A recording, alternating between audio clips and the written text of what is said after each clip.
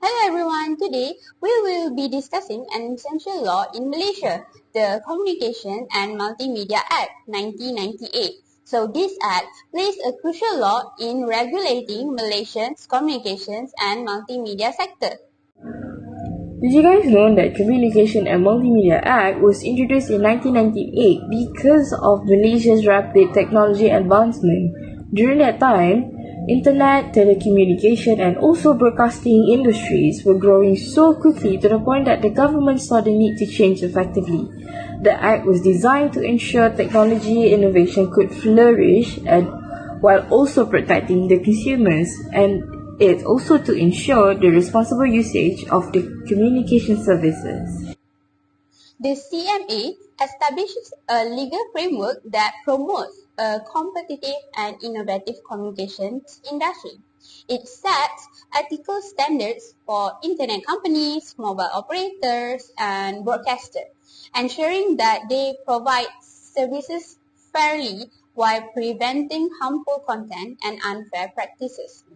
This regulatory balance helps both businesses and consumers thrive in a secure and well-structured digital environment.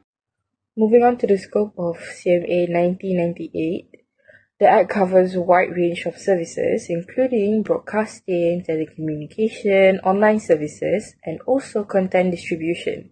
Its purpose is to ensure that the services are used fairly and also responsibly, balancing industry growth with consumer protection. In July 2024, a Malaysian TikTok influencer, Rajaswari Apahu, known online as Isha, tragically took her own life after enduring severe online harassment. Isha was recognized for her positive content and advocacy on social media platforms. Let's take a closer look at the sequence of the event leading up to this tragedy. On 20th June 2024, Isha was released from a 3-day police remand following her arrest. This came after a social media campaign initiated by Islamic preacher Zamri Binov, who urged the public to file a police report against her. Then, on 4 July 2024, fearing for her safety due to escalating online abuse, Isha filed a police report. She detailed the death and sexual assault threats she had been receiving on TikTok. The next day, Isha was found deceased in her home. Authorities suspected suicide, believing it to be the result of severe and unrelenting cyberbullying. Following Isha's tragic passing, legal actions were taken against individuals involved in her harassment. On 8 July 2024, Shalini Perisami, 35 years old, pleaded guilty to online harassment via her TikTok account, Alpha Queen Shah. She was sentenced under Section 14 of the Minor Offences Act, resulting in a fine of 100 ringgit. Meanwhile, on 10 July 2024, a second suspect, 44-year-old lorry driver, Satish Kumar Balakrishna, was arrested in Setapak, Kuala Lumpur for alleged cyberbullying. He was charged under Section 2331A of the Communications and Multimedia Act 1998, facing a possible fine of up 50,000 ringgit or imprisonment of up to 1 year, with an additional fine of 1,000 ringgit per day if the offence continued after conviction.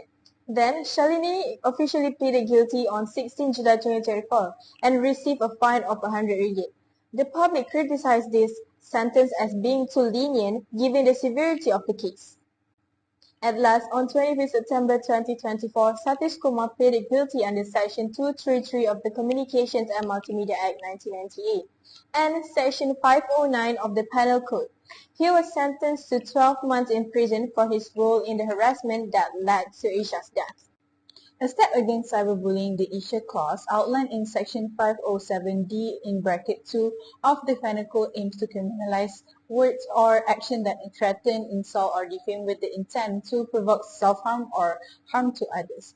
Offenders under this clause could face imprisonment of up to 1 year or a fine or both.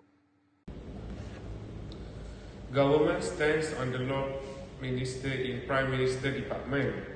Datuk Seri Azalina Othman said, emphasized that while this law cannot bring Isha back, it seeks justice for victims of bullying and aims to protect individuals from psychological and physical harm caused by cyberbullying. The objective is to prevent future tragedies and hold perpetrators accountable. The additional amendments to strengthen cyber protection, the bill includes further section addressing various forms of cyberbullying, such as Section 507E criminalized doxing, making it illegal to share personal information with the intent to harass or distress. Violators may face up 3 years in prison, a fine, or both.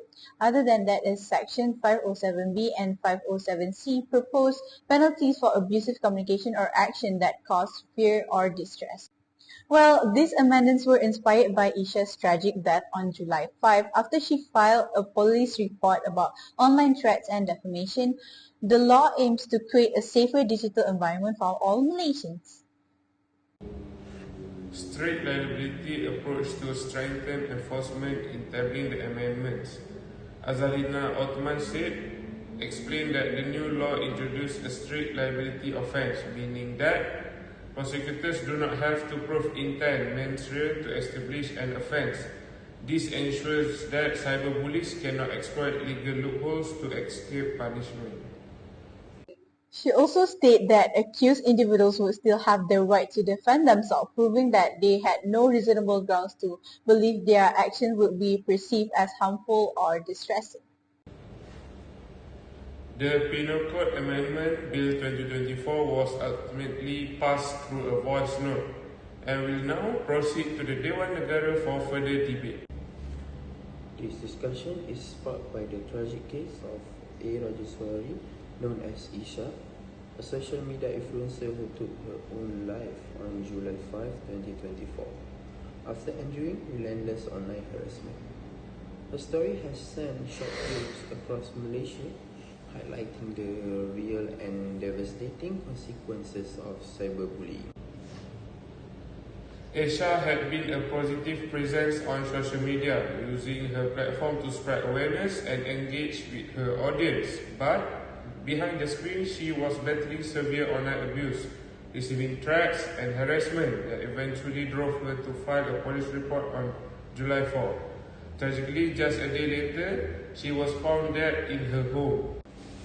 The impact of her death has been immense, leading to the public outrage and renewed call for stricter laws against online harassment. In response, authorities have taken legal action against those responsible. Many, including Isha's close friends and social activists, have criticized the light punishment, saying it sends the wrong message about the seriousness of cyberbullying. Social activist Kamilana Shwarali stated that he hopes this case will serve as a precedent for future legal action against online harassment. Recognizing the urgency of the issue, Communication Minister Fahmi Fadzil has brought the topic of cyberbullying to the Malaysian Cabinet, warning against the rise of the negative culture.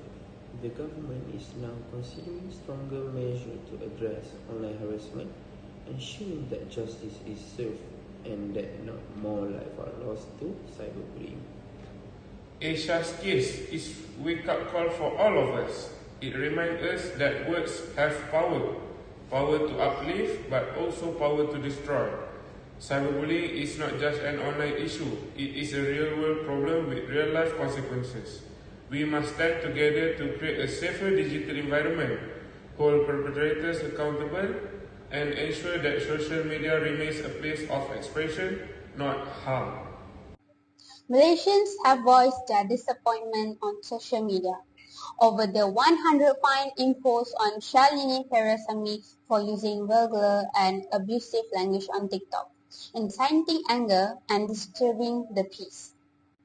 Isha's death was a tragedy, but it should also be a turning point.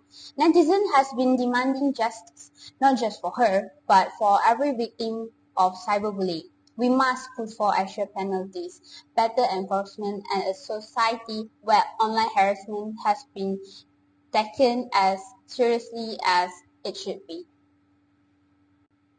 We must push for stronger anti-cyberbullying laws. We need to ensure that those who harass, threaten, and incite harm online face real legal consequences. If we don't act now, what kind of message are we sending?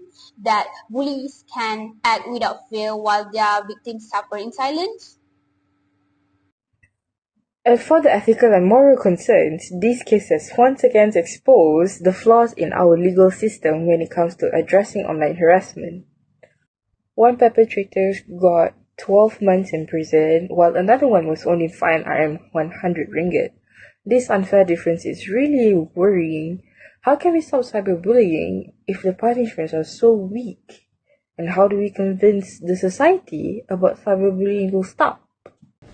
So Ivan Low Yiwen, chairperson of Balewanis MCA, has raised serious concerns about this. She pointed out that online harassment can be even more damaging than face-to-face bullying. Why? Because it is relentless, anonymous, and follows victims everywhere. There is no escape, no safe space, and no way to turn it off. Yet, our laws has failed to keep up. Section 233 of the Communication and Multimedia Act 1998 provides only short prison terms and small fines that do not reflect the real harm caused by cyberbullying. This is why law has called for a review of our legal framework to ensure that online abusers face real consequences. Countries like the UK and the US have already recognized the danger of cyberbullying and imposed heavier penalties to hold offenders accountable. Malaysia must follow suit. If online harassment leads to a loss of life, then the punishment should reflect the severity of that crime. Cyberbullying is not just a word on a screen. It is a form of psychological abuse that can destroy lives. It should be treated with the same seriousness as physical and emotional abuse. We owe it to Isha and every victim of online harassment to make sure this never happens again. So, to conclude everything, online communication has transformed our life, but it also brings serious challenges like cyberbullying and online abuse. Legal action under the Communication and the Multimedia Act 1998 and the Penal Code show the government's commitment to tackling this issue through concern remain about enforcement and consistency. A major step forward is the Isha clause in the Penal Code Bill 2024, strengthening the legal protection and against cyber abuse. However, laws alone cannot erase the harm caused. This case highlights the need for media accountability, digital ethics, and education in preventing cyberbullying. So, moving forward, we must balance accountability and freedom of expression to create safer digital spaces. Stricter enforcement, public awareness, and responsible online behavior are the key building a more respectful internet culture.